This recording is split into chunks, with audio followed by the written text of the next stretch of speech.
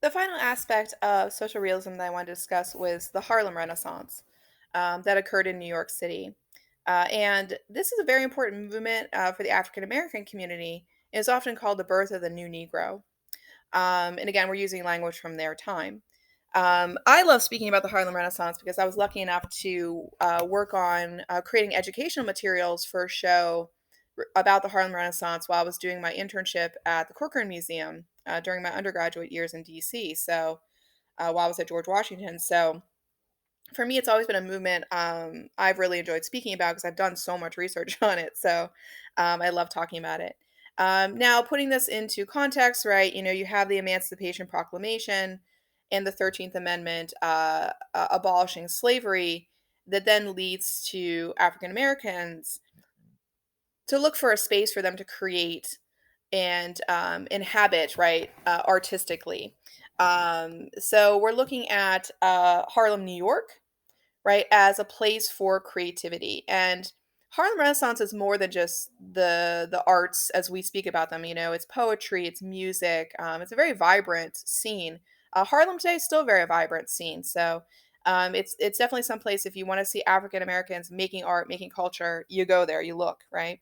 But again, looking at this movement, it's also very helpful to understanding these artists trying to carve out a space, right, for themselves. This is Jacob Lawrence, very famous for his paintings, but he also was writing poetry and different things at this time as well.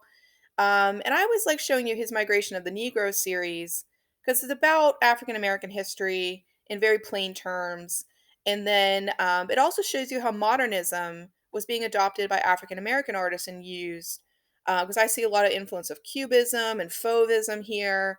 So, again, some of the movements we've already studied, note how they come into these movements that might be more about a social kind of drive, right? And are still there, right? Are still functioning.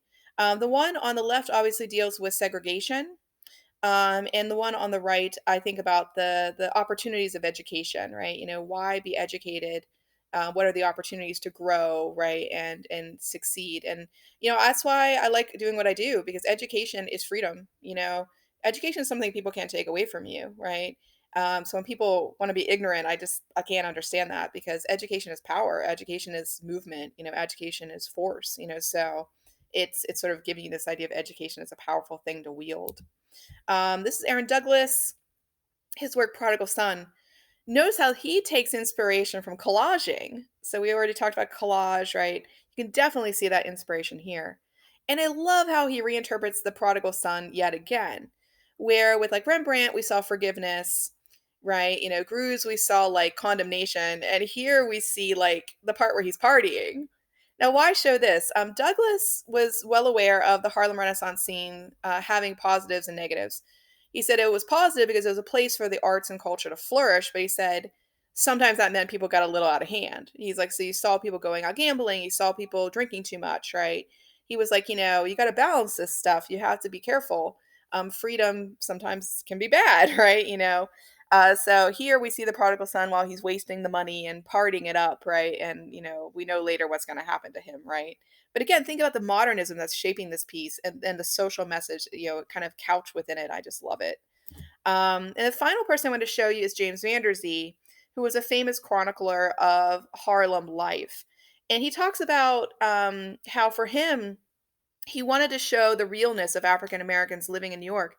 He said, I don't think the white community sometimes, understands who we are, that, we're just the same as in a lot of ways. And he said he wanted to show elegance, right, and prosperity and mobility. And he wanted to celebrate his community, but make it very visible, through the photographs that he took. So I love this dapper, photograph called Life in Harlem, where you have this lovely couple who are, dressed to the nines, right? And they're out on the town and they're sort of like, here we are, see us, right? Because this is what African Americans were bringing to Harlem, right? As far as the tone, the aspirational culture, right, of that time.